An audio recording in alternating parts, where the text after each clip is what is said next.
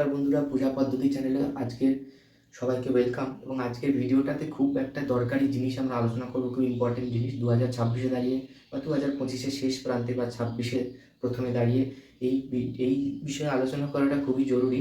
আমি আমার আলোচনা করবো, জানি বেশি লোক পাত্তা দেবে না বা শুনবেও না, বাট এটা আলোচনা করার দরকার। যদি একটা লোকও কথা শোনে তাহলেও আমি বুঝবো যে আমার সার্থকতা ওখানে। সেটা হচ্ছে মূর্তি। আর আমরা যেহেতু সরস্বতী পুজোর আগে আলোচনা করছি, তাই আমরা সরস্বতী পুজো নিয়ে বা সরস্বতীর মূর্তি নিয়ে আলোচনা করছি বিশেষ করে, এবং বাকি মূর্তিগুলো এর মধ্যে প্রযোজ্য। আমরা একটু শাস্ত্রোক্ত প্রমাণ দেখে দেখবো যে সরস্বতীর মূর্তি কীরকম বলা হয়েছে করতে। আমরা সবাই কিন্তু ধ্যান করি ওম তারুণা সকালামিন্দোর বিভ্রতি শুভ্রকান্তি কুচবরণ মিতাঙ্গি সান্নি সারণাসিতা হচ্ছে নিজাকারা কামাদোদ্যা লেখানি পুস্তকাশ্রী সকালে বিভব সিদ্ধি পাতু আগ দেবতা নাম। এই ধ্যান মন্ত্রের অর্থ আমরা সবাই জানি। আমরা বহু বছর আগে, প্রায় 5-6 বছর আগে আলোচনা করেছিলাম এই ধ্যান মন্ত্রের অর্থ নিয়ে, আর সেগুলো নিয়ে করছি না। আমরা যেটা মেন আমাদের আজকের ভিডিও আলোচ্য বিষয়, এই ভিডিওতে এই ধ্যান মন্ত্রে আমরা বেশিরভাগ ক্ষেত্রে পুজো করি, এবং আমাদের রঘুনন্দনও বলেছে এই ধ্যান মন্ত্রেই পুজো করতে, অন্তত আমাদের বিষ্ণু কান্তার লোকেদের। তো সেই জন্য আমরা তরুণ সকালে বিন্দু দিয়ে পুজো করব, এবং ধ্যান মন্ত্র মানে যেই রূপটা কল্পনা করব আমরা। আর মূর্তি পূজার সার্থকতা কোথায়? আমরা মূর্তি পূজা এই কারণেই করি যে ধ্যান মন্ত্র কল্পনা করতে আমাদের সুবিধে হবে। মূর্তির সামনে স্বয়ং মা দাঁড়িয়ে আছে, এই ভাবটা প্রকাশ পাওয়ার জন্য। এবং এই ধ্যান মন্ত্রেই ধ্যান করে স্বহৃদয়াৎ কুসুমাঞ্জলি আনিয়া, সেই কুসুমটাকে আমরা ঘটে দিয়ে আবাহন করছি, অর্থাৎ ওই ধ্যান মন্ত্রেরই দেবী কিন্তু কুসুমের মধ্যে দিয়ে এসে ঘটপরি সংস্থাপয়েত। তারপরে সেই দেবীকেই আমরা দেবী জ্যোতির্ময়ী তেজরূপং বিচিন্ত্য আমরা আবাহন করে প্রাণ প্রতিষ্ঠা করছি, অর্থাৎ যে প্রাণ প্রতিষ্ঠা করছি ওই ধ্যান মূর্তির ধ্যানটাকে, ওই তেজটাকেই নিয়ে এসে প্রাণ প্রতিষ্ঠা করছি। তাই ধ্যান মন্ত্রর সাথে মূর্তির সামঞ্জস্য খুবই জরুরি, না হলে পুজোটা সেখানে পুজো না, ভাঁওতাবাজি। সত্যি কথা বলতে একদম কোট আনকোট ভাঁওতাবাজি, ছ্যাবলামো, নোংরামো, অসভ্যতাম। এর থেকে ভালো ভাষা আমার আর নেই। এবার থিমের পুজোগুলোর কথা ছেড়ে দিচ্ছি, ওরা তো পুজো টুজো করে না, তো ওদের আমার কিছু বলার, এরা তো পুজোই করে না, জাস্ট একটা কি টিন ফিন দিয়ে প্যান্ডেল করে কিছু একটা করে, আর বিশ্ব বাংলা ভ্যানা তারা বিভিন্ন ধরনের অ্যাওয়ার্ড পায়। তো তাদের আমার কিছু বলার নেই, কারণ ওরা তো পুজোটা করে না, বাট পুজোর টার্মটা ইউজ করে। অ্যাকচুয়ালি পুজো বলে কিন্তু কিছু হয় না, আমরা বাংলায় পুজো বলি, পয় হর্ষ বর্গের জয় ওকার, পুজো বলে কিছু হয় না, বাংলাতেও হয় না। বা কারণ বাংলা পুজো ওয়ার্ডটা তো বাংলা নয়, ওটা তৎসম শব্দ। তাই তৎসম শব্দের অর্থ সেই যেখান থেকে সোর্স সেখান থেকে নিতে হয়। তাই পুজো বলে কিছু হয় না। তাই যখনই কেউ বলছে পুজো হচ্ছে, তাই ওটা পুজোই হচ্ছে, পূজা হচ্ছে না। পূজা মানে পয় দীর্ঘই দিতে হবে, এবং সেখানে জয়াকার পূজা, ঠিক আছে? দুর্গা পূজা, লক্ষ্মী পূজা। তাই তৎসম শব্দ থেকে যেহেতু আমরা করছি, যেটাকে পয় দীর্ঘই থাকতে হবে, নাহলে কিন্তু পুরো মানে ঘেটে যাবে। আর জয়াকার, ঠিক আছে? তাই পূজা। পয়হর্ষও কিন্তু কখনোই পূজার বানানো হয় না। পয়হর্ষ যে বানান লিখছে তার মানে সেও পুজো ওরকমই করছে, পুজোও করছে, পূজা করছে না। যাই হোক, তো যারা ধ্যান মন্ত্র অনুযায়ী মূর্তি বানাতে চাইছে তারা তো অনেকেই করছে, এবং এই ধ্যানের অনুযায়ী বীণার উল্লেখ নেই, হাঁসের উল্লেখ নেই, কিছুই নেই। মা বসে আছে এবং পদ্মের উপর সংস্থিতা, এটা সব থেকে হচ্ছে শ্বেত সন্নিসারণা সীতা আছে, ঠিক আছে? সাদা পদ্মের উপর অধিষ্ঠিতা। এবার এখানে মায়ের তো এক হাতে পেন থাকবে, এক হাতে বই থাকবে, ঠিক আছে? নিজাকারা কামাল উদ্যা লেখানি পুস্তকাশ্রী। আর প্রথমেই বলছে তারুণা সকালা মিন্দোর বিভ্রতি, অর্থাৎ মাথায় চাঁদ থাকবে। এবং অশোক কুমার বন্দ্যোপাধ্যায়ের একটা লেখা বিগত 2-3 বছর ধরে ফেসবুকে খুব ঘোরাঘুরি করছে, 6খানা ধ্যান। তো অশোক কুমার বন্দ্যোপাধ্যায়ের লেখা দুটো বইতে, আমার কাছে সামনে দুটো বই রয়েছে, দুটোই অশোক কুমার বন্দ্যোপাধ্যায়ের লেখা। দুটো বইতেও এই একই জিনিস কপি পেস্ট করেছেন পাবলিশার্সরা, অশোক কুমার বন্দ্যোপাধ্যায়ের লেখা 6টা ধ্যান এবং তাদের মধ্যে কম্প্যারিজন। সেখানে সবকটা ধ্যানই আমরা দেখতে পাচ্ছি দেবীর গাত্রবর্ণ সাদা হবে, দেবীর মাথায় চন্দ্রকলা থাকবে, ঠিক আছে? এগুলো বলা হচ্ছে, এবং এছাড়া কিছু ডিফারেন্স আছে, বাট আমাদের অত ধ্যান কম্পেয়ার করার দরকার নেই। তো আমাদের বলা হয়েছে যে ধ্যানে পুজো করবো সেই ধ্যান অনুযায়ী বানাতে মূর্তি। তাহলে আমাদের মাথায় চন্দ্রকলা একটা দিতেই হবে, সরু চন্দ্র থাকবে। পঞ্চমী তিথিতে যেহেতু পুজো হচ্ছে, পঞ্চমীর মতো চন্দ্রকলা, এবং পঞ্চমীর চন্দ্রকলা খুব সুন্দর হয়, আমার পার্সোনালি খুব ভালো লাগে, সেটা এই ভিডিওর আলোচ্য বিষয় নয়। কিন্তু মাথায় একটা চন্দ্রকলা থাকবে, এবং তরুণা সকালা মিন্দু, অর্থাৎ ওই পঞ্চমীর মতোই থাকবে। পঞ্চমী বারটা কেন ইউজ করলাম? পঞ্চমী তো দেবীর পুজো হচ্ছে, তার থেকে বড় কথা বলছে তরুণা সকালা মিন্দু, অর্থাৎ খণ্ড চাঁদ, ঠিক আছে? তো খণ্ড চাঁদ যেরকম বোঝায়, পঞ্চমীর ষষ্ঠীতে ওরকম একটা সুন্দর চাঁদ দিতে হয়। এরপর মাথায় চাঁদ থাকবে, চন্দ্রকলা, যেটা ম্যান্ডেটারি, দিতেই হবে, ঠিক আছে? এবার সেটা নট নেসেসারি রূপোর চাঁদ হতে হবে, সিলভার পেপার দিয়েও কিন্তু চাঁদ বানানো যায়। অজুহাত দিলে অনেক অজুহাত দেওয়া যায়, করতে চাইলে অনেক কিছু করা যেতে পারে। পেতলের ওপর নিকেল করেও চাঁদ করা যেতে পারে। আমি একটা ভাইকে করে দিলাম কদিন আগে, যাই হোক।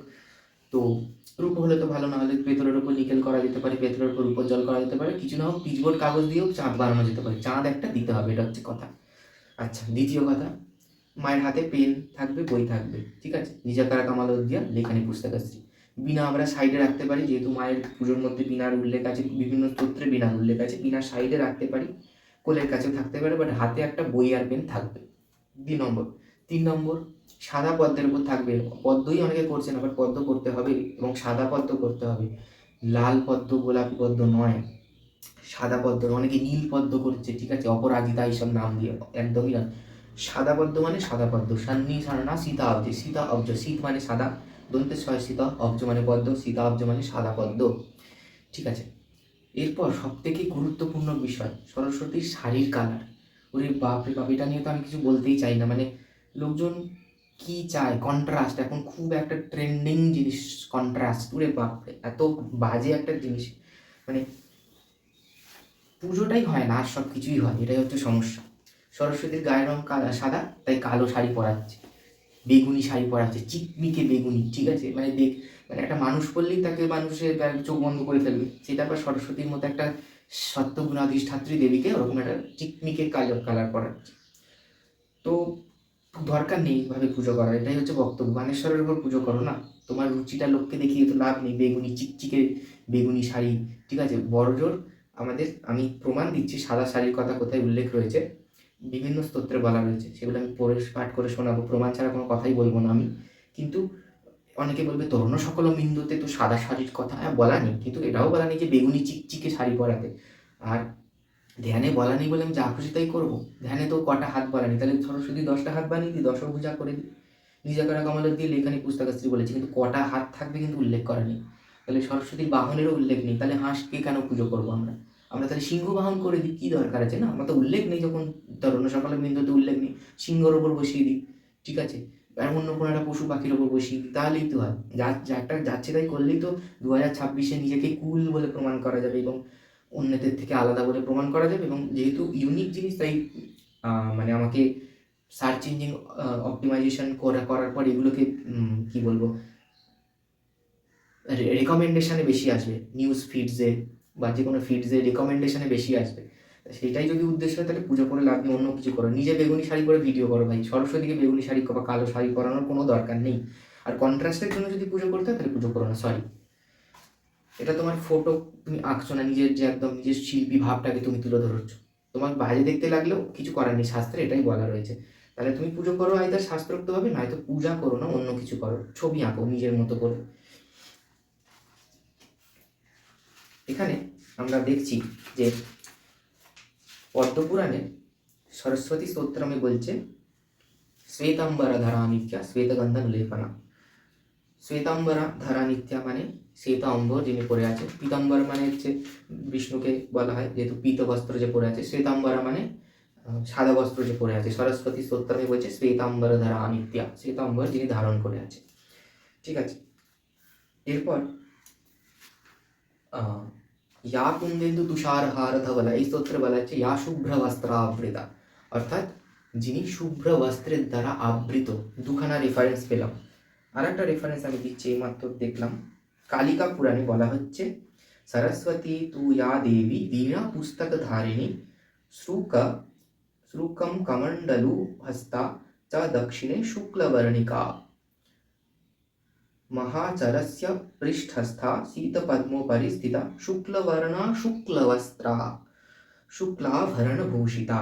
এবং গয়নার কালারটাও বলা হয়েছে সাদা, সেটা তো আমাদের শ্বেত পদ্মাসনাদি ওখানে বলা হয়েছে শ্বেতালঙ্কার ভূষিতা শ্বেত চন্দন চর্চিতা, সব কিছু সাদা। শ্বেতাক্ষধারা শুক্লা, যে অক্ষমালা থাকবে সেটাও সাদা থাকবে, সব কিছু সর্বশুক্লা। সরস্বতীকে বলা হয়েছে সর্বশুক্লা সরস্বতী, এর থেকে বড় প্রমাণ আর কি হতে পারে? তাই মায়ের গায়ের রং তো সাদা হবেই, মায়ের মাথায় সাদা চাঁদ, তরুণ সকালে বিন্দু বিভ্রতি শুভ্রকান্তি, সাদা চাঁদ থাকবে, সাদা শাড়ি পরে থাকবে, সাদা গয়নাও পরে থাকবে। এবার কেউ বলতে পারে সাদার উপর সাদা দেখা যাবে না, দেখা যাবে না, দেখানোর জন্য ধরে আমি পুজো করছি ভাই, কি আশ্চর্য কথা, দেখা যাবে না, কন্ট্রাস্ট নেই। তাহলে দরকার নেই তো না, দেখানোরটা তো পুজোর বিষয় হতেই পারে না কখনো।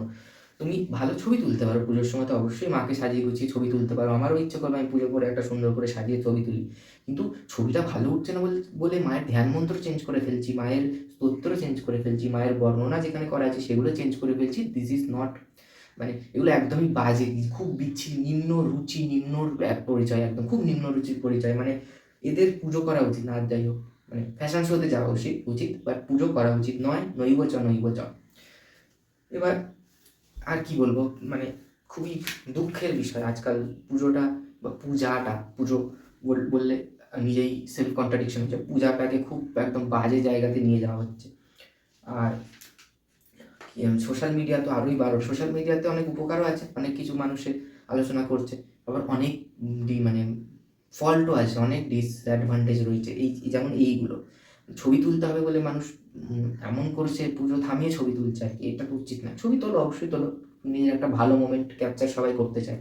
পুজোটা যারা পুজো করে তাদের জন্য ভালো মোমেন্ট ক্যাপচার করে, কিন্তু সেটা পুজোয় ডিস্টার্ব করে না। ফটোগ্রাফারকেও অ্যালার্ট থাকতে হবে যে কখন পুজো করবো। ওই একই শাড়ি 5 বার ধরে তুলে ধরে ছবি তোলার কোনো মানে হয় না। পুজো যখন শাড়ি তুলবে সেই টাইমে তুমি ছবি তুলতে পারলে তোলো, নাহলে যা খুশি করো। ওই পূজাকে বারবার ধরে সিঁদুর দানের মতো 5 বার ধরে আর একবার সিঁদুর দান, আর একবার মালা বদল, এগুলো বোকা বোকা জিনিস। মানে ফটোগ্রাফিটা বেশি ইম্পর্টেন্ট হয়ে যাচ্ছে শাস্ত্রোক্ত জিনিসের থেকে, এটা উচিত নয়।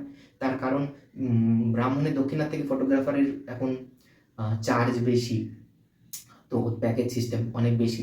তো সেই জন্য কখনো কখনো পুরোহিতের থেকে ফটোগ্রাফারকে আমরা বেশি ভ্যালু দিয়ে ফেলি, কিন্তু সেটা শাস্ত্রোক্ত ক্ষেত্রে বা পূজা বা বিবাহ এইগুলোতে না দেওয়াই ভালো, কারণ এখানে শাস্ত্রটাই মেন হওয়া উচিত।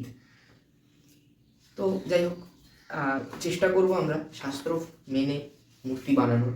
আর সব কিছু সরস্বতীর ক্ষেত্রে সব সাদা হলেও কিছু করার নেই। অনেকেই বলবে ধূমাবতীর মতো দেখতে লাগবে, কিন্তু লাগলেও কিছু করার নেই। একটু মাথায় বুদ্ধি থাকলে সাদা দিয়েও সুন্দর করে সাজানো যায়, এবং এর অনেক এক্সাম্পল আছে। অনেকে কি সুন্দর সাদা ব্যাকগ্রাউন্ড, সাদা শাড়ি, সাদা গয়না দিয়ে কি সুন্দর, সাদা মালা দিয়েও কি সুন্দর সাজায়। তো কিছু মাথায় বুদ্ধি থাকলেই করা যাবে। আমাকে শাস্ত্রে বলেছে তুমি সাদা দিয়ে করো, এবার সাদার মধ্যে তুমি যা খুশি করো না, সাদারও তো অনেক শেড হয়, শেডস দিয়ে খেলো। তোমাকে একটুখানি মানে ক্রিয়েটিভিটি তোমার মধ্যে থাকতে হবে। তাই বলে বেগুনি শাড়ি পরিয়ে নয় বা কালো শাড়ি পরিয়ে নয়। কালো শাড়ি তো ভাই কাউকেই পরানো হয় না। কালীর গায়ের রঙ কালো, কালীকেও কালো শাড়ি পরানোর কথা কোথাও বললে, কালী তো দিগম্বর, তাহলেও কালো শাড়ি কোথাও পরায় না কালীকে। আবার অনেকে বলবে কন্ট্রাস্টের জন্য পরায় না, তাই বলে কালীকে তো সাদা শাড়িও পরায় না কেউ, না, কালীকে লাল বা এই ধরনের বেনারসি পরানো হয়, যেখানে পরানো হয় আর কি মন্দিরগুলো। এবার সেখানেও তো বলতে পারে কালোর উপর তো সাদাটা ভালো কন্ট্রাস্ট, তাহলে সাদা তো বেনারসি কালীকে চাইলেই পরাতে না, সেখানেও লোকজনের গায়ে লাগবে। কিন্তু সরস্বতীকে কালো শাড়ি পরানোর সময় মানুষের বাঁধবে না, বা চিকচিকে বেগুনি একদম তমগুণাচ্ছন্ন শাড়ি সেগুলোকে পরানোর সময় মানুষের খুব একবারে কন্ট্রাস্ট দেখাবে লোকজন। কিছু বলার নেই। নমস্কার। আজকে ভিডিওটা ভালো লাগলে অবশ্যই লাইক করবেন, আমাদের চ্যানেলটিকে অবশ্যই সাবস্ক্রাইব করবেন। নমস্কার।